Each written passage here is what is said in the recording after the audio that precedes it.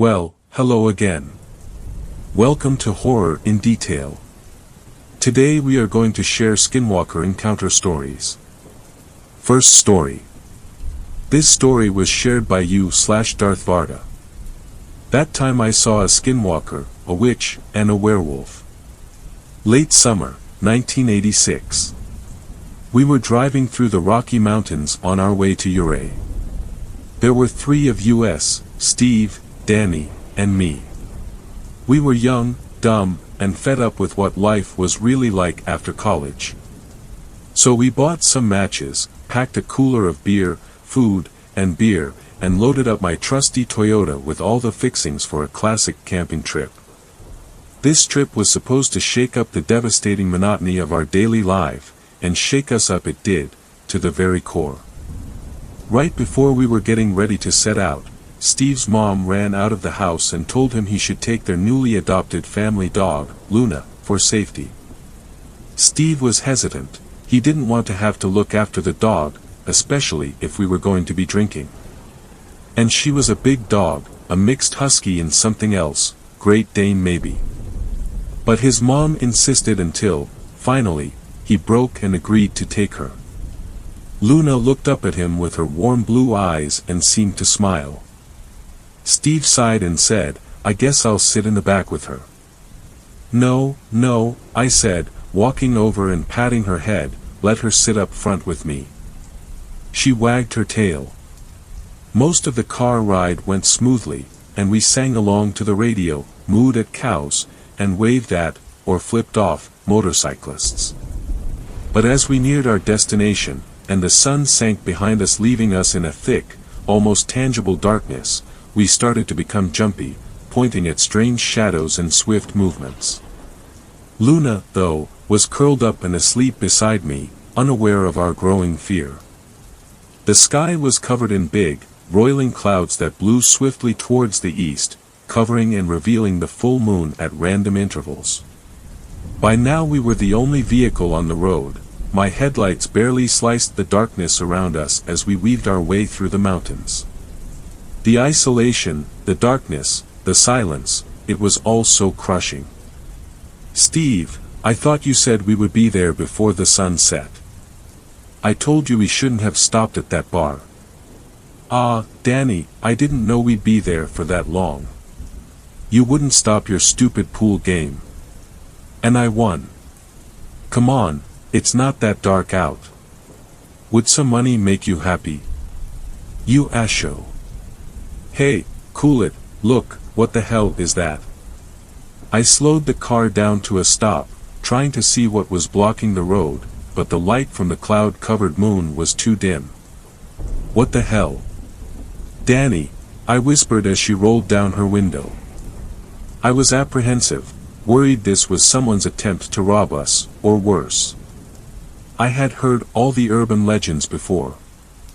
"I just want to see better." She stuck her head out of the window and I rolled a little bit closer. Luna, feeling the change in the car's movement, lifted her head and sat up, panting.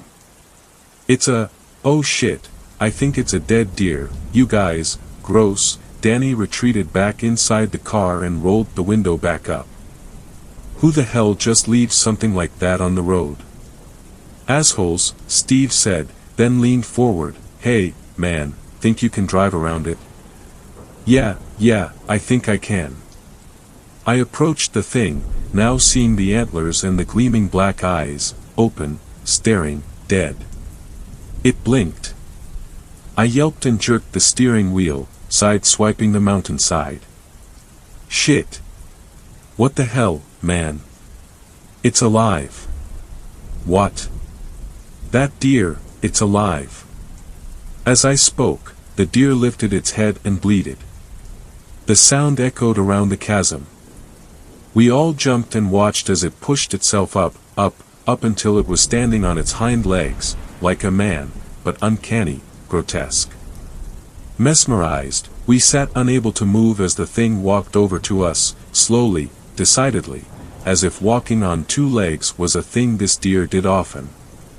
It leaned down next to Danny's window, its face so close to the glass that steam from its nose fogged it up. A low noise rang out through the car. Luna was growling, her hackles raised, crouched in the seat next to me. Bang! The thing rammed its head into the window. Chaos erupted. Danny screamed, piercing, high. Luna started barking, booming, persistent. Steve yelled, telling me to fucking go, just go. I, shaking, struggled with the clutch, stalling. Bang! The window cracked and the thing started making an incredible sound. It sounded like a weird screeching, guttural form of laughter. Finally the clutch caught and I sped the hell out of there. I checked the rear view and saw the thing, standing on two legs, looking after us. Suddenly it leapt forward and began running after us. It ran on two legs instead of four, and it was fast, so fucking fast. I drove as fast as I could on that winding mountain road, but, despite my speed, the thing still caught up with us. It tapped its antlers on my window and screeched that weird laughter again. Then it pointed in front of us, bared its teeth, and stopped. The abruptness of how quickly it disappeared caught me off guard. Watch out! I snapped forward and what I saw made me slam on my brakes. A house. A house, in the middle of the road. I guess it was more of a cottage or a hut, but there it was, clear, vivid, in front of us. Danny was audibly crying in the back seat, repeating, "What the fuck," over and over to herself. Steve was breathing heavily, like he had just run a marathon. Luna was whimpering beside me and scratching at the window. Nausea enveloped me, made worse by the vibration from my pounding heart. Seriously, what the fuck is going on? I think I'm going to puke, man. Don't fucking open that door. Just back up, turn around, man, let's go back. Towards that thing. No fucking way, man. Well, if you didn't fucking notice, there's a goddamn house in front of me. Just drive through it, come on. No. Danny, calm down. It's okay, we're okay. We'll be okay. Danny simpered and started sobbing again. Shut the fuck up, Danny, please. Guys, look, oh God.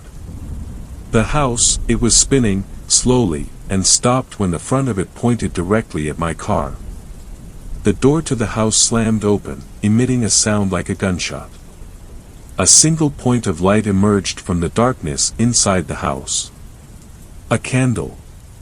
And holding it up was a figure, stooped over, covered in what looked like blackened rags. It began to approach us, lurching forward swift, then slow, then swift again.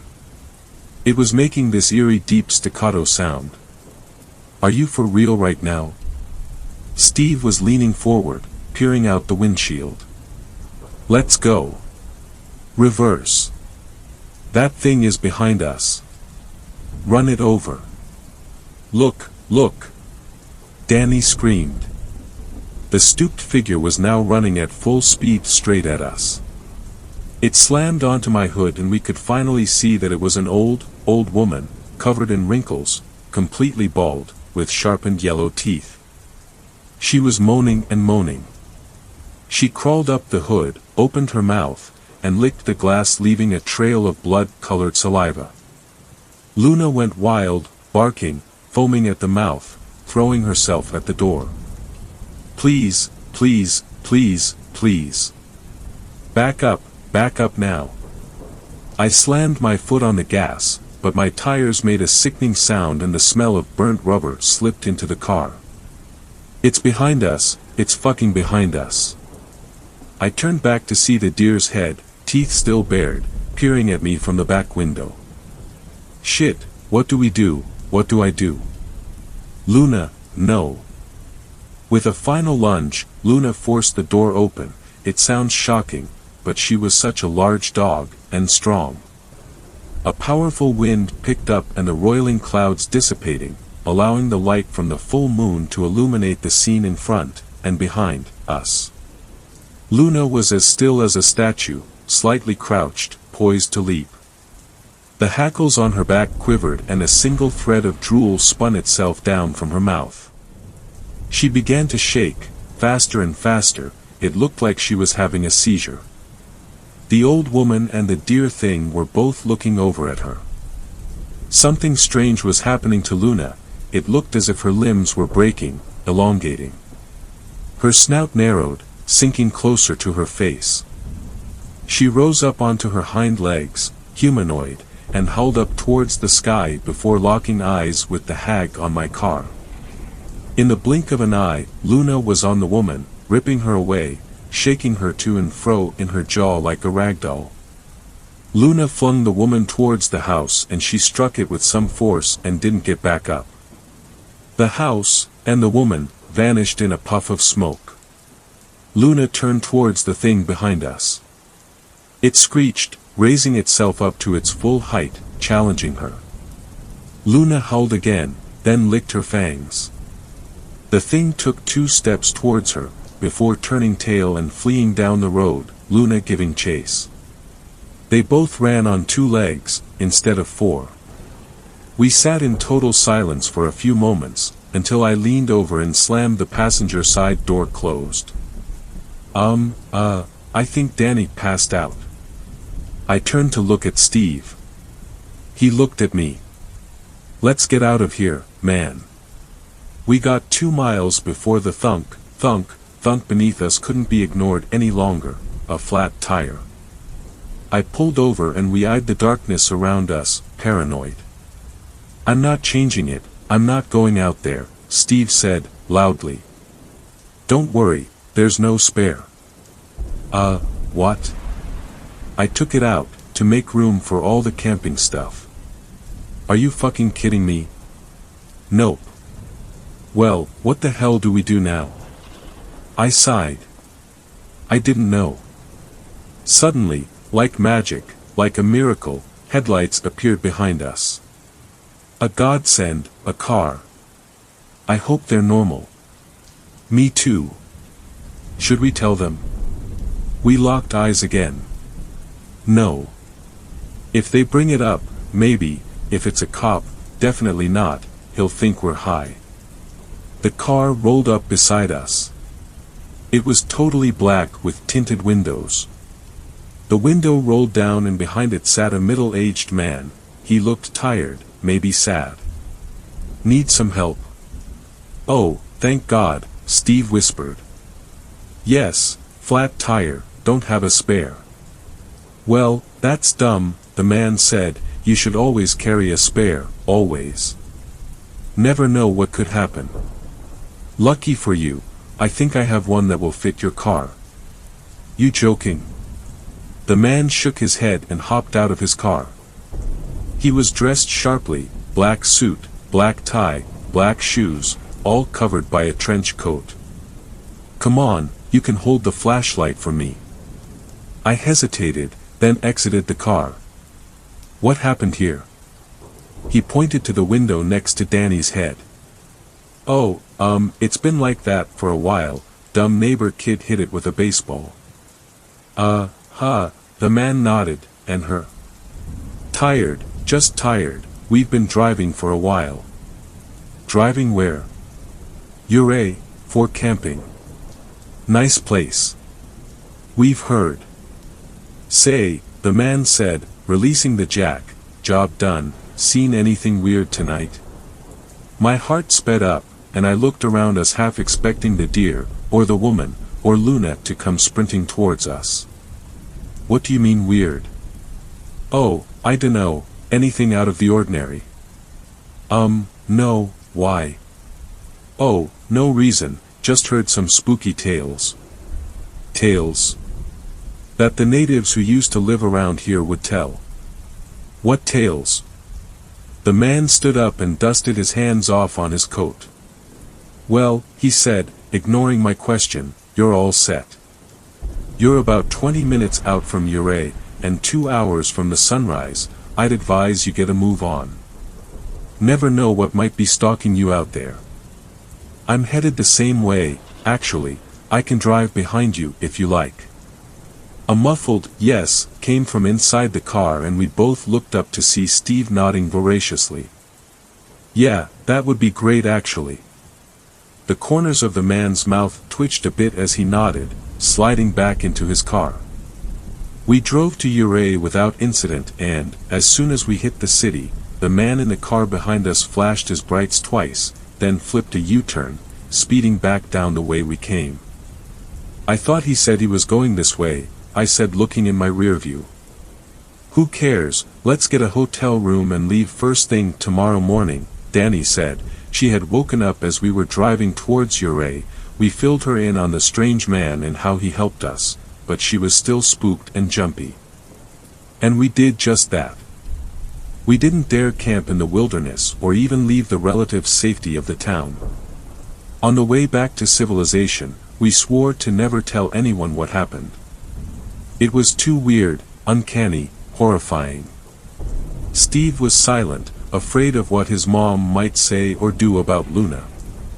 We made up some story about how she had fallen over a cliff after chasing a deer. Poor Luna.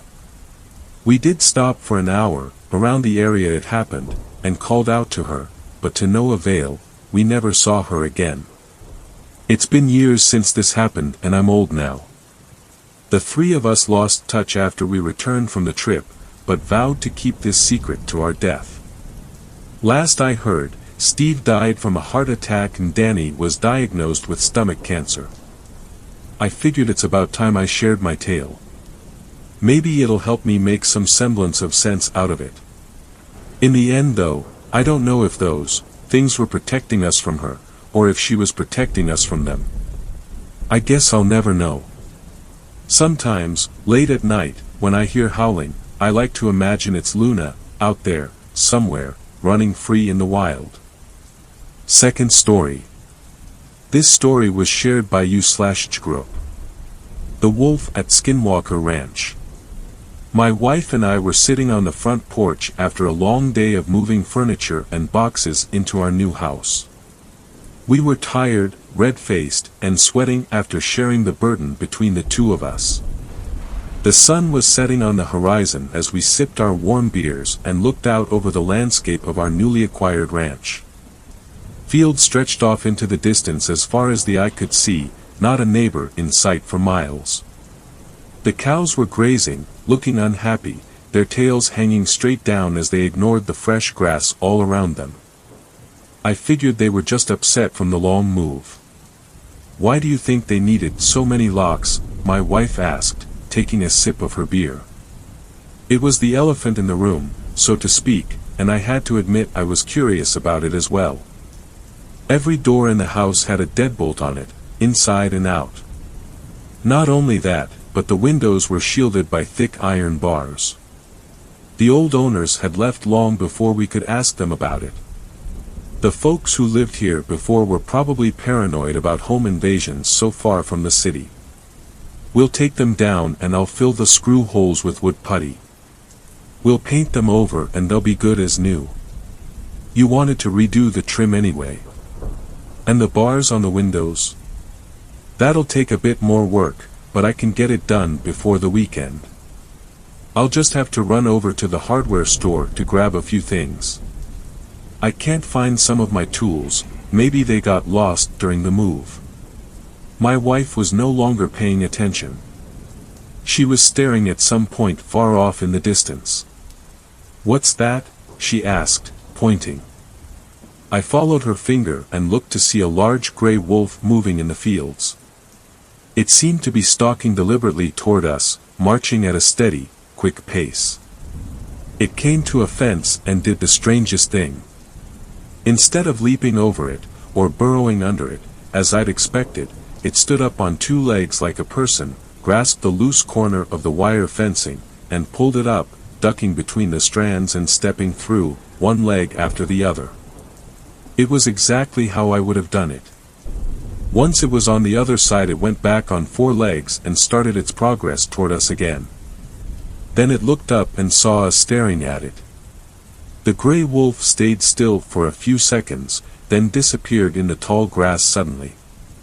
It was just gone. It didn't dive into the grass or duck down, it was there, and then a moment later it was just gone. Vanished in the blink of an eye. The two of us sat uneasily on the porch and I stood up to look in the distance, trying to spot the creature. But it was nowhere to be found. I'm going inside. You should come too, my wife said, sounding nervous. We went in and locked the doors at the front and back of the house. The bars stayed on the windows after that, and my wife didn't mention the deadbolts on the doors in the house again either. The two of us went to bed that night with little talk between us, a big difference from the ecstatic chatter that had been the norm all day prior to the event with the wolf. Or whatever that thing was. I got the feeling wolf was not quite the right word. That night something else even more disturbing happened to us both.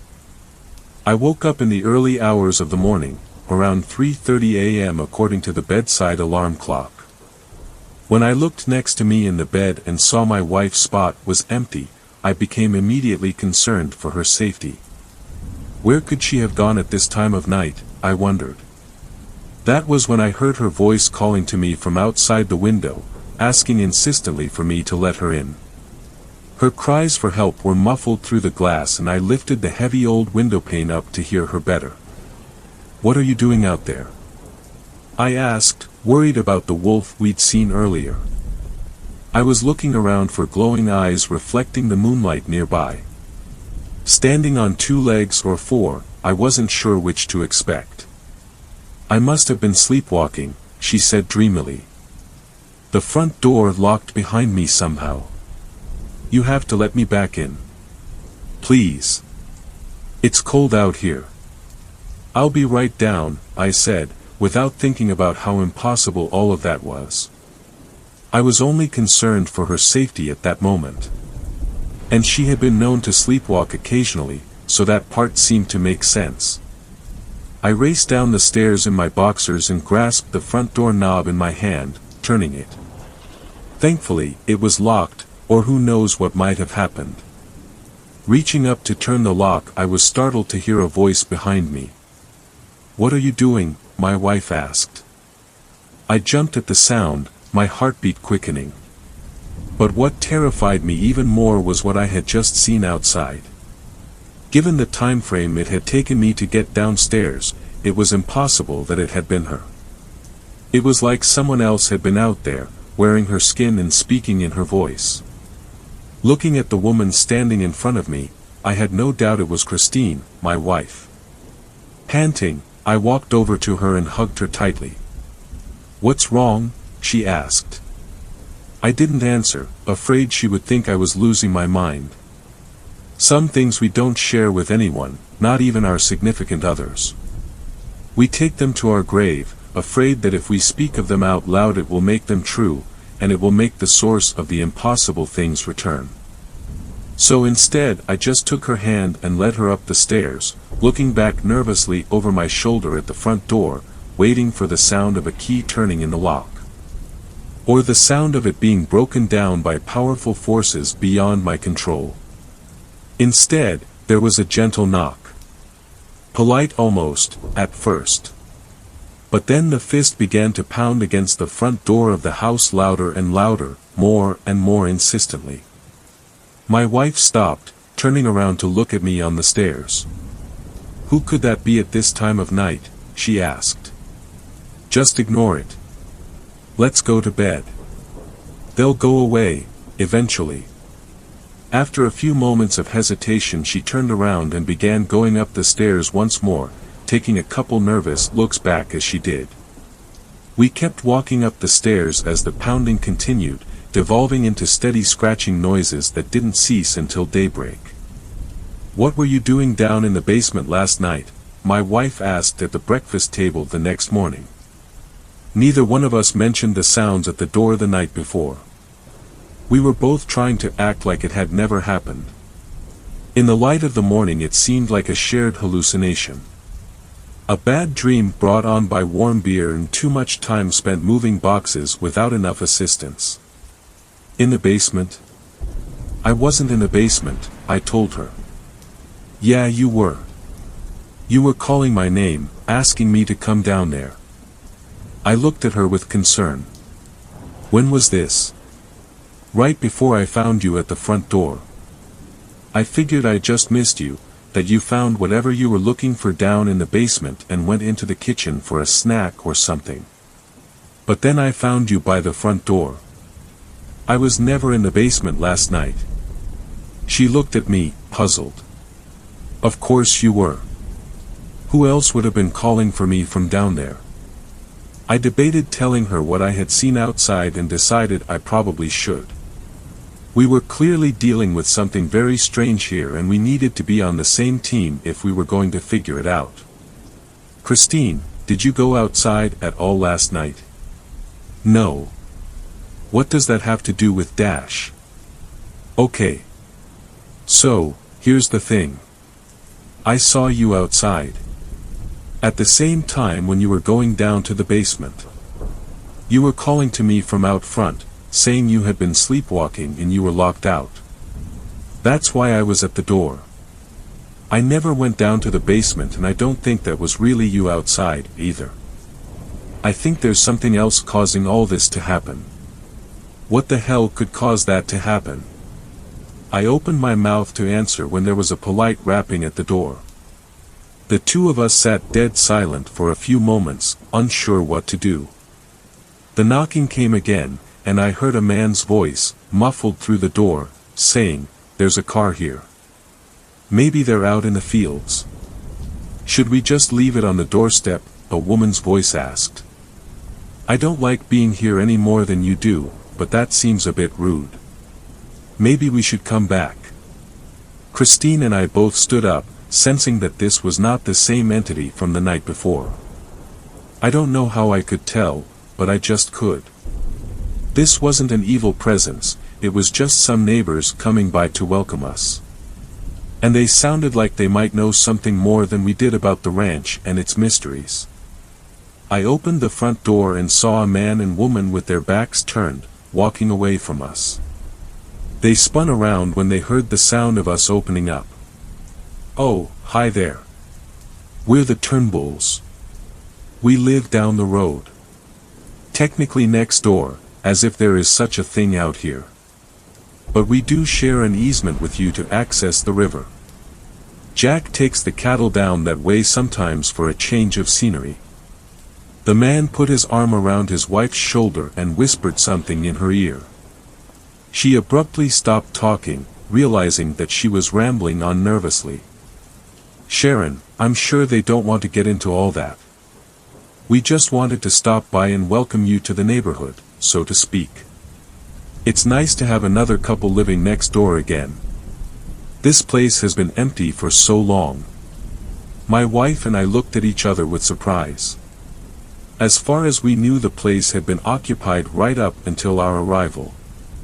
It hadn't shown signs of disrepair or neglect, so we'd had no reason to think otherwise. Really? No wonder the place was such a bargain. How long was it empty for? The man and woman shared a look. "Oh, you know. Not that long. A few years. Anyways, we just wanted to bring this casserole. We have a few errands to run, but it was great meeting you both. Come on by our place anytime. We're number 56981, the next driveway on your side, up that way," the man said, hooking his thumb eastward. I had never seen anyone introduce themselves and run so quickly. I tried not to take it personally. "It was so nice to meet you both," the woman said, taking a few quick steps towards my wife and handing her the casserole dish. "You can keep that dish, by the way. It's Pyrex. Great for casseroles." She backed up to join her husband, looking around the property nervously as she did. "Hey, can I ask you something?" The two of them looked ready to run back to their car, but they stopped and nodded, shifting on their feet anxiously and waiting for me to speak. "Have you ever seen anything? How should I put this? There's been a couple weird occurrences since we moved in and I was just wondering if you could tell us anything. Is this place haunted? Is that why it was so cheap? I can tell you guys are nervous. Just give us something to work with. Please. We're getting a little freaked out. The woman looked pleadingly at her husband. He nodded to her and she went back to the car and got in the passenger seat where she sat darting her eyes around from side to side. What exactly did you see? The man asked. Wait, no. Don't tell me. It's better if we don't speak of them. They know when you talk about them.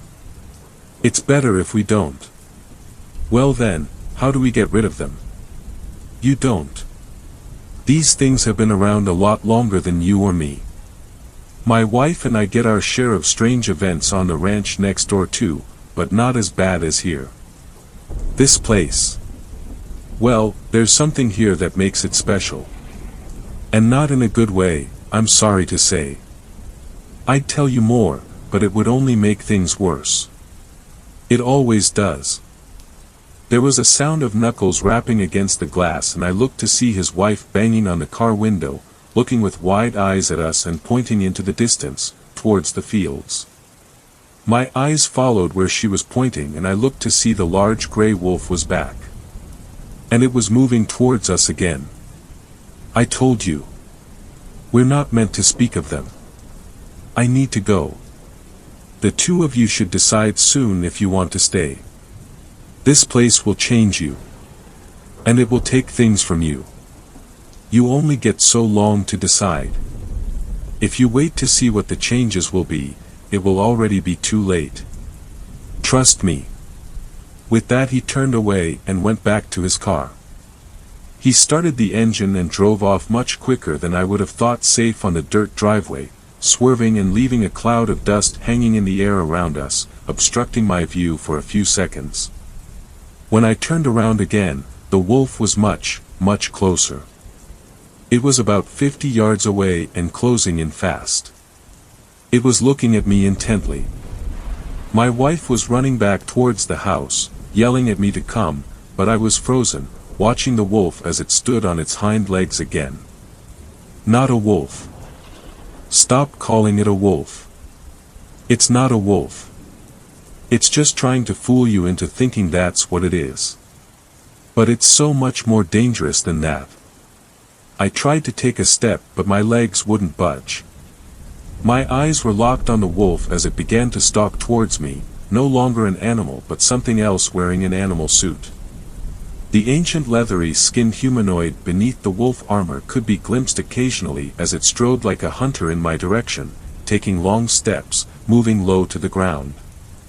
The fur pieces were simply strapped onto it like clothing, the wolf head strapped on like a hat. What are you doing? Get in here, my wife yelled one more time and my foot suddenly started to move.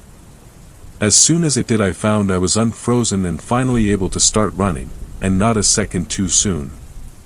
The house was close, but the thing was fast. When it saw me beginning to run, it became a wolf again in an instant. The idea that it was anything but that seemed ludicrous as I watched it race towards me on all fours, its snapping jaws dripping saliva as it dove to cut me off. This thing was a massive gray wolf, through and through. It could be nothing but that. And yet my eyes had begged otherwise just a moment before. If not for my wife it might have gotten me. But she saw what was happening and took a large rock we had been using as a doorstop and threw it straight at the thing's head. It missed, hitting the beast in the shoulder instead, but it was enough to drive it back for a brief second. Which was all I needed. I ran into the house and slammed the door shut behind me. An instant later the scratching began again. Soon there was another one at the back door, scratching it as well. The sounds continued for hours. When the noises stopped and I finally ventured outside again, I found that 3 of the cattle had been killed. The others were scared out of their wits, hiding huddled together in a corner of the field near to the house. Their eyes darted around the fields, reminding me of how the neighbors had looked, as they scanned our property for the things lurking in the shadows. I was beginning to suspect we were not going to be able to stay in this place much longer. Even if we could survive, this was no way to live. That night, my wife and I sat in the living room with all the blinds and curtains drawn, discussing what we would do. The house wouldn't sell quickly, that much was obvious based on the neighbors' statements. The two of us decided we would leave in the morning, regardless. We would stay in a motel until we found an apartment to rent, sacrificing all of our investment in the house. Even if we put it up for sale again, it would be a long, long time before we made any portion of our money back. But it was too dangerous and too terrifying to stay. "I'm going to bed," my wife said, looking tired. "Come upstairs soon, okay? I don't want to be alone." "I'll be up in a minute," I told her. "I just want to grab a glass of water." She nodded sleepily and went up the stairs slowly, looking depressed. We had dreamed about this move for so long, and now it was all coming to ruins. I felt sad about it too. I went into the kitchen and poured a glass of water. After drinking it down in one long gulp, I decided I needed another. It had been a long day and I'd been too distracted to drink anything. A noise came from upstairs. A scraping sound like claws. Setting down the glass, I turned around and listened closely. "Christine." She didn't reply. I took a few steps across the linoleum floor of the kitchen before calling out again. Once again there was no answer. By the time I got to the bottom of the stairs, my heart was pounding so fast and hard I felt like it would beat right out of my chest. I opened my mouth to call her name one more time when I saw it. The wolf that wasn't a wolf strode on two legs across the gap at the top of the stairs, then disappeared around the corner, heading towards my wife. It was so quick that I thought for a moment I could have imagined it.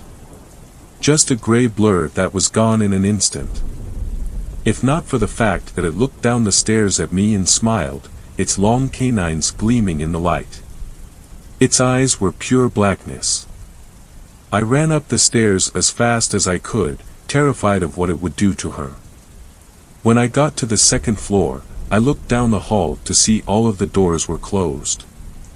It was as if the whole thing had really been just my imagination. Taking an unsteady step towards the bedroom, my heartbeat did not slow down even slightly. My hand was shaking as I reached for the doorknob, turning it and entering the master bedroom. I entered hesitantly, finding the room dark and my wife asleep in bed. Part of me wanted to wake her up, but for some reason I didn't. "It will be fine, just go to bed," my irrational thought said. My pounding heart began to slow and my eyelids grew heavy. "This is fine," my mind told me. "Everything is fine. Just go to sleep now." Trying not to think of what I had seen just moments before, I climbed into bed, getting in next to my wife and shivering while my body warmed up beneath the sheets. There was a soft sound of padding footsteps outside the bedroom door. Scratch, scratch, scratch. Something wants to get inside the bedroom.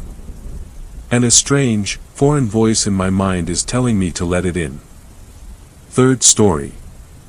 This story was shared by you/DJK7457. My experience with a skinwalker in the Pecos Wilderness, New Mexico.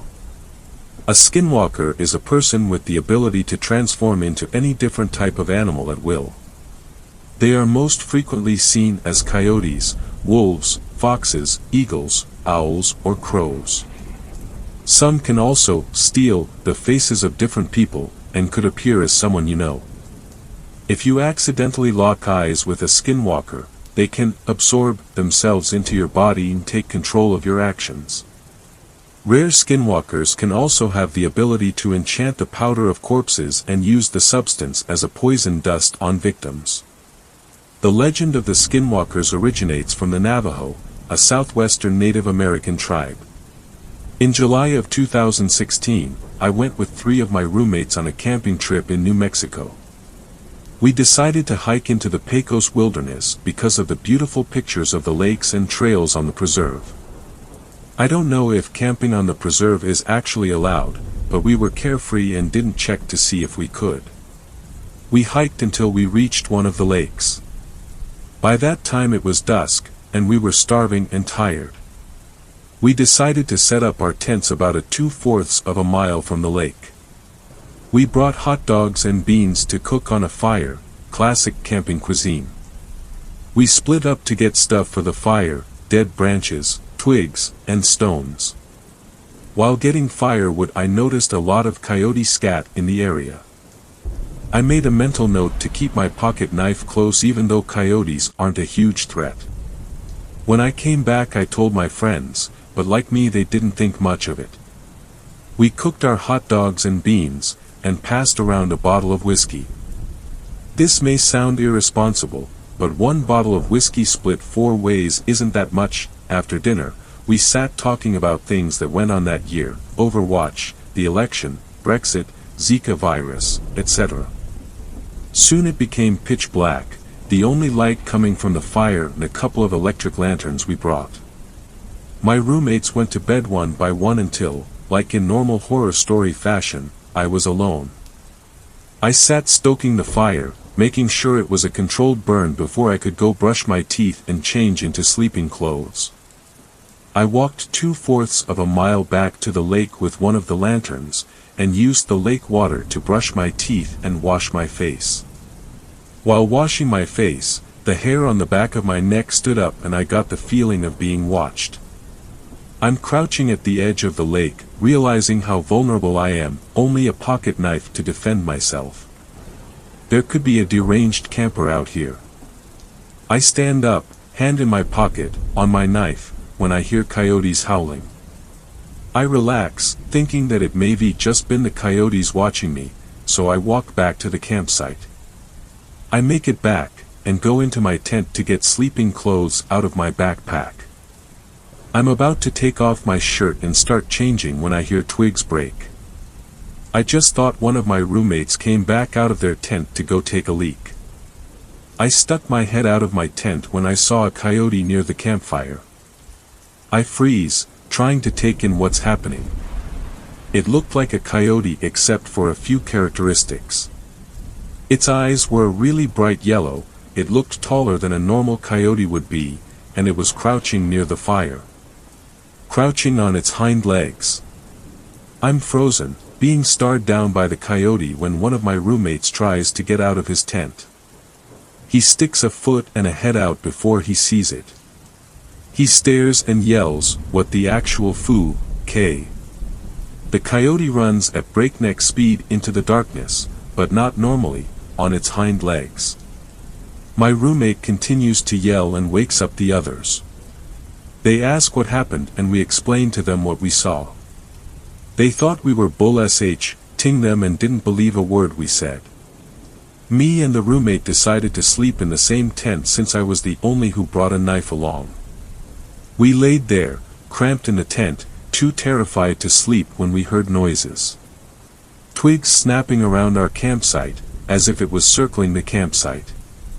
We stayed motionless in the tent, not daring to see the time go by on our phones. Eventually daylight came, and the noises grew further away. Our 2 roommates didn't hear the noises, and had to force us out of the tent in order to leave. We walked miles back to where we parked our car, and decided we should get a hotel room and spend the night in Santa Fe. When we get into our room, I immediately Google the events of what happened the previous night and learned of the Navajo legend. When you go camping, make sure you have something to protect yourself and a way to get out of there at an instant. 4th story. This story was shared by you/iced911. An encounter with a skinwalker. Okay. Before I tell my story, I will summarize what a skinwalker is to those that may not know. A skinwalker is a being or entity that kills an organism and uses the skin as a disguise. It is mainly active at night but will observe during the day. Its favorite disguise is that of a human. A skinwalker's most noticeable traits are yellow glowing eyes and, if you can see close enough before you're killed, decaying flesh. Anyway, I was heading to a small town in southern Utah with my wife and a couple of friends. We were on our way to see Lee, a friend of mine that we hadn't seen for a long time. We met up with him at his place and decided to hang out at a nearby lake. It was a typical quiet campsite with a fire pit and a couple of logs around it. We had a little picnic there and were exchanging stories and catching up with each other all day. Eventually, one of my friends, Bryce, got tired and decided to fall asleep in the car while the rest of us continued talking. At this point, twilight had fallen. Erica and I were discussing something while my wife and Lee were talking about something else. All of a sudden, my wife and Lee fall silent. Erica and I quickly notice. We look at them and Lee says, "Get in the car." I asked him, "What's wrong?" And he says, "There might be a skinwalker out around." Now Erica and I had no idea what a skinwalker was at the time, so we asked him to explain. After his explanation of what it was, Erica and I, being the only sensible thinkers at the moment and Bryce just barely waking up from us jumping in the car, decide we should investigate, believing that it was probably just some kids in a nearby campsite trying to mess with us. We came to the top of the hill that was between our campsite and the next and looked for any likely candidates for the scare. None. All we could see was a couple of trees and some bushes. We even called out and there was no response. As we were walking back to the campsite, we heard it. A rustling in the bushes behind us. We look again but see nothing. At this point we were considering that Lee and my wife may be right. We get back and it's getting dark fast, so I ask them, "Is there something we can do to keep them away for a little bit?" "Yes," said Lee. "They don't like fire." And him, my wife, and Bryce start working on a fire while me and Erica go down by the lake to collect the 2 liters we had put in the water to keep cold. Now it's dark, and as Erica and I head back with the sodas, we hear rustling in the bushes beside us. We're both scared. We hurry back and start putting everything back in the car as quickly as possible while Lee made sure the fire kept burning. After getting everything in the car, I rush over to the fire pit and tell everyone to get in the car as I proceed to stomp the fire out. Right as the fire went out, I hear a blood-curdling scream across the lake. I felt my heart stop. Lee had said skinwalkers are fast and could make a full lap around this lake in a matter of seconds. I jump in the car and yell, "Go!" Right as the engine started and the lights come on, we see it. Coming out of the bushes in front of us. Glowing yellow eyes and what looked like a zombified coyote with decaying flesh. A skinwalker. We backed up and peeled out of there as fast as we could. This happened 2 years ago and it still scares me to know how close I came to death. I am honestly amazed that we all survived such a close encounter with this being. 5th story. This story was shared by you/dark and creepy. Never shoot a skinwalker. My 2 buddies and I went on a hunting trip for bull elk last November and we were having a great time, to say the least. That however soon would change after what we saw on the 3rd day. Now I'm not one for superstition and I don't believe in ghosts at all, but what we saw out there really changed my view about those sorts of things. The trip started out normally after we parked our trailers at camp. We got there a day early before the hunt officially started so we could settle in and get some scouting done. Only Eric and I had licenses because Brian didn't draw out this year, but he wanted to come along with us anyway.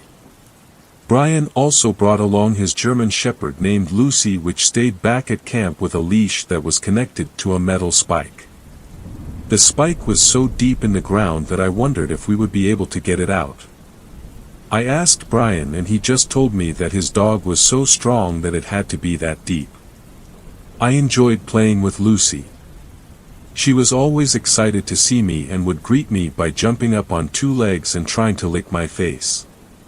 Eric, however, was not amused by her and would constantly yell at her to leave him alone. Anyway, The first 2 days we saw so many cow elk in valleys and on sides of the mountains, that I thought for sure we would see some bulls out there, but there were none among them. It wasn't until the 3rd day of the hunt that we saw a bull elk, but it was too far away to take a shot at. And even if we were able to hit it, it would take hours trying to pack that thing out. So that evening we decided to hunker down next to some fallen trees and were able to watch a hillside. While we were surveying the area, Brian spotted a coyote about 250 yards walking to a small pond of water strangely as if it was maimed. Eric took out his binoculars to take a closer look and he started to describe it saying, "That coyote. It ain't right looking. It has a hunch on its back like a bear, and its jaw. Oh man, its damn jaw seems like it's been broken and now it's just drooping there like a dead fish.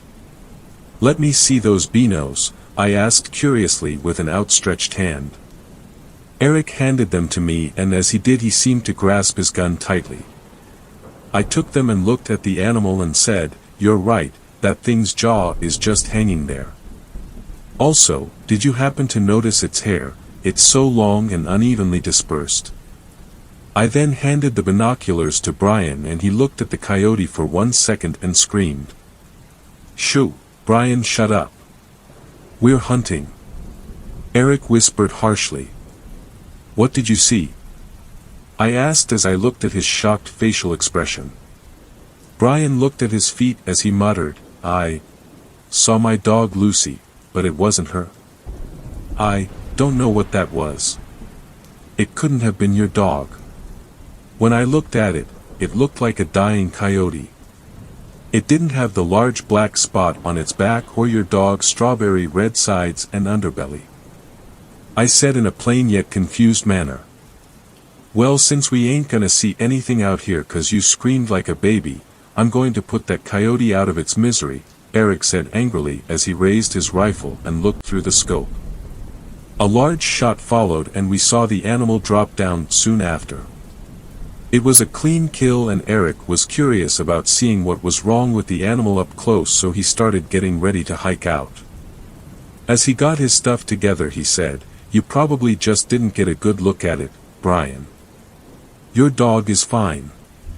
Brian stood up and as he brushed the dirt off but he replied, "I swear I saw my dog, but an evil demented version of it with human eyes, but you guys are probably right.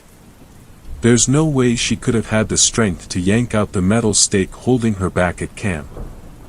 Well, let's go find out the truth about this animal," I said somewhat excitedly as I started walking toward the dead animal. It took us about half an hour to hike over to it and we lost sight of the animal's corpse as we had to pass through some trees. Once we finally got to the spot where the animal had dropped there was no corpse, just a puddle of blood. However, the blood was blackish and very dense. Eric observed the scene and started to scratch his head as he said, "I could have sworn I shot that thing straight through its heart. There's no way it could have just gotten back up and walked off." I had an eerie feeling about the whole situation and Brian was still afraid that it might have been his dog that got shot. Eric, however, noticed a trail of blood leading into a dark tree line. Without asking he started to follow it and he loaded his gun. As he did, me and Brian were both freaked out and just watched Eric as he went into the forest. He soon went out of sight and Brian and I could not leave him here, so we waited. I passed the time by taking a skinny stick and poking at the puddle of blood. It smelled terrible and the aroma hit me pretty hard, so much so that my stomach convulsed and I threw up. "You okay?" Brian asked as he put his hand on my back. Before I could answer there was a loud shot that echoed through the trees and we both looked at the direction it came from. "Must have found the animal," I said as I spit into the grass. As soon as I said this we could now see Eric, but he was full on sprinting. "Run!" he screamed as he ran at us. I noticed that he must have dropped his gun because he wasn't carrying it. I was about to ask him what happened, but Brian grabbed my arm and yanked me towards where we had parked the truck. Without hesitation, I ran. We soon made it back to the truck and my shoulder hurt from the rubbing of the gun strap. I looked back at Eric, who slowed down for nothing. I soon looked behind him and saw nothing chasing us. So I opened the truck and got in without worry. Eric then climbed in and told me to hit the gas and go. I was so perplexed on what Eric saw out there, and I knew that he hardly ever got scared of anything, so this started to freak me out. I started driving fast back to camp and I asked Eric, "What did you see out there that was scary enough to make you drop your gun?" "I don't know, man, that was no damn animal. I followed the trail of blood and it stopped at the base of a tree, and I was wondering how a coyote was able to climb a tree, but when I looked up I saw this hairy humanoid creature there. It smelled so freaking bad." Eric went on about how scary that thing was and how he was done with the hunting trip and wanted to go home. We soon pulled into camp and mutually decided that we were going home. I started to pack my things and then felt like something was missing.